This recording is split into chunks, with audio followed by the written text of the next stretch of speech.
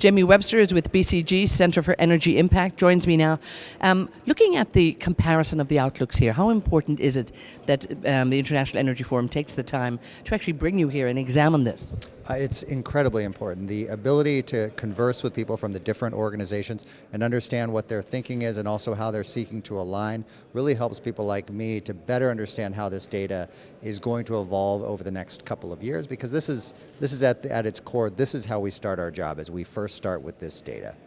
And again, this is data that over the years we see coming from the different independent groups, but the last few years, and this is the 7th symposium now, do you think this sort of cooperation has actually increased and it's more relevant and perhaps a lot more important that we're looking at this now to again inform people like you, but inform the wider industry?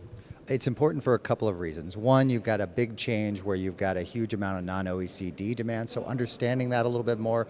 Jody and the IEA are really doing a lot to try to get more of that sort of data. But the other issue is just trying to understand how these things are aligning with one another, particularly as we've been dealing with this massive oversupply in oil for the last couple of years. And so really understanding where those numbers are and how they might go forward is extremely helpful. Now, of course, the information and the numbers are not always aligned, but that's fine. That's probably very healthy sometimes because you can all look at it from different perspectives. But do you find in the last few years that perhaps we're beginning to see a bit more convergence on those numbers?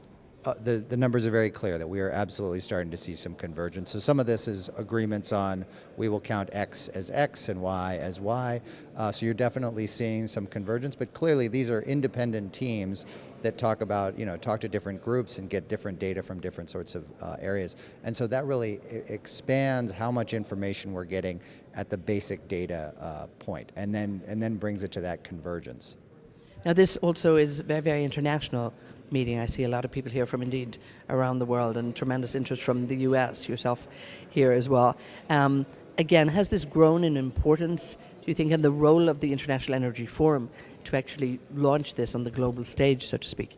The International Energy Forum has always been important since it really got started here in Riyadh, and Aldo did a great job. But Dr. Soon has really injected some additional energy in it. He's clearly interested in pulling together all of these different organizations and is really raising the profile of IEF, which also, of course, raises its credibility and its ability to kind of help everybody, not just the industry, but people outside of the industry, better understand energy, why it's important, and what it's doing going forward.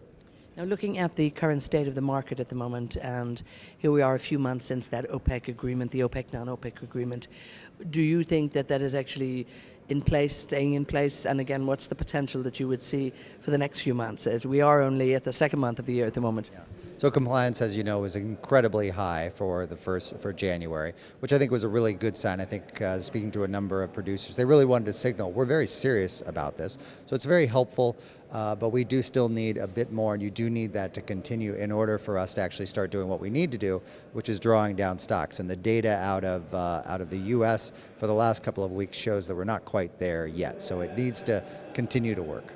Might there be a situation where, I know it's a few months away, that they might really have to look and perhaps continue this for the second half of the year?